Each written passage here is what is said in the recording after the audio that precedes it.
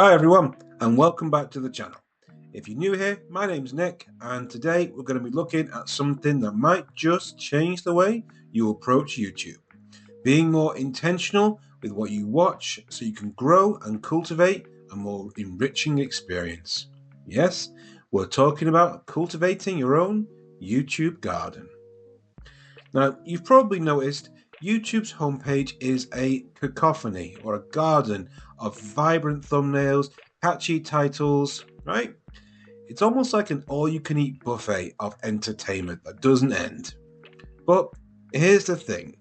While those videos might grab your attention, they don't always serve you in the long run.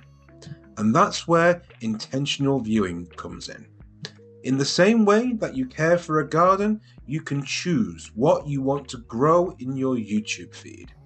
And the way to do that is by being aware and mindful about what we're letting the algorithm show us. So let's dive in. Now, we all know that the YouTube algorithm is a powerful thing.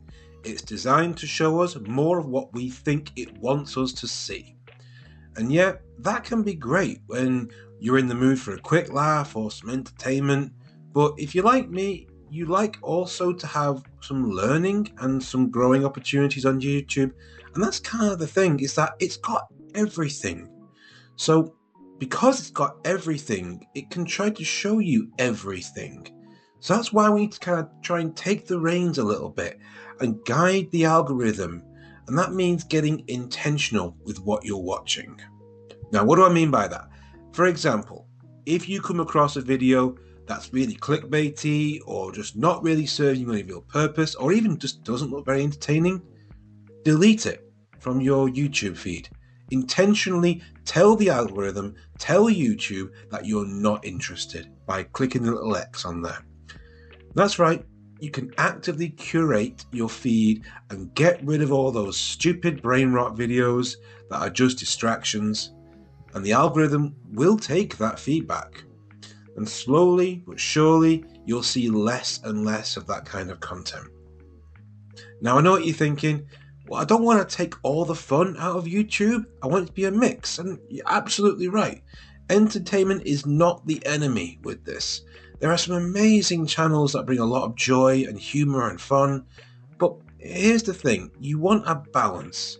A healthy mix of entertainment and educational content is the goal. Think of it like growing a garden. You want to plant the seeds of knowledge, not just mindlessly scroll through shallow content. Sure, there's nothing wrong with having a few videos that like to unwind or to de-stress or to have a laugh, but try and find a balance with that, with content that will teach you something, that will inspire some positive changes in your life. And then there are the rabbit holes. Now, we've all been there, right? 1 minute you're watching a video on, well, for me recently it was the Ninja Creamy, the new ice cream maker, and the next 3 hours have disappeared and you're deep into the rabbit hole learning how to create every protein version of a Ninja ice cream, and I ended up buying one, as you can probably imagine. But now sometimes in that instance it can be helpful. Like in that instance, I really wanted one anyway. I just needed to convince myself to get one. I learned a lot about it and I actually love using it. But if you find yourself going down a lot of rabbit holes that are not serving you any function, that are not helping you learn anything new or helping you in any way, shape or form, it's time to nip it in the bud. Don't just let those weeds grow in your feed, those random videos grow into something that you don't want in there, that suddenly start to take over your whole feed. Delete them. Get rid of them. The more intentional you are, the more focused your feed will become. And this goes the same for anything that you think is educational, that is teaching you something. Watch more of it. Make sure you put the like and subscribes and the comments and all that, because that is, again, telling the algorithm, I want more of this. Show me more of this. And if you are serious about self-improvement, there is a ton of good channels out there that talk about everything from self-help, self-improvement, psychoeducation, fitness, education. There's so much to choose from. Now, let's talk about the packaging, the thumbnails and the titles. Some people even call them the queen of YouTube. Well, why is that? Well, because they're designed to grab your attention, designed to get you to click. Well, here's the catch though. Sometimes those thumbnails and titles are really manipulative and really misleading. And you've probably seen this yourself. You've seen clickbait titles that promise one thing of value and you don't tend to get it, but you've already clicked on it, so you'll just watch it. But then you don't really feel you've got anything from the video. You just wasted 10 minutes of your time and you come away feeling a bit disappointed. It's really easy to get sucked in by the flashy thumbnails and the clickbaity titles.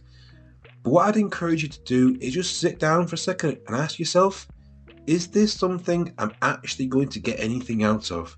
Or is it just another brain rot video? Now, going hand in hand with this, there's something else to keep in mind. There is way too much information out there, and a lot of it is really conflicting.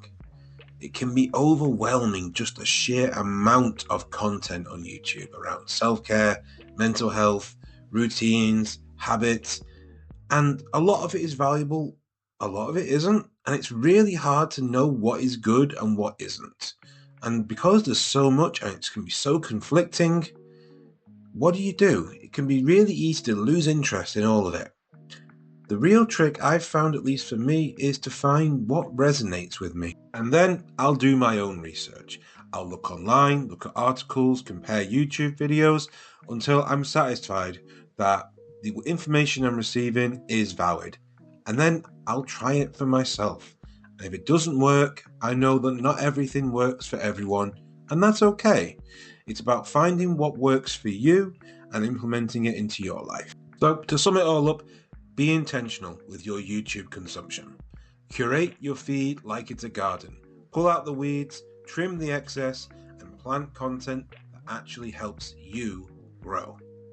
And hey, if you're finding value in these kind of tips, don't forget to hit the like, subscribe, and share buttons. I'm putting out content like this every week, and if you're finding it helpful, I'd love to see you in the next video. Thanks for watching, and I'm hoping to see you again soon. And keep cultivating your YouTube garden.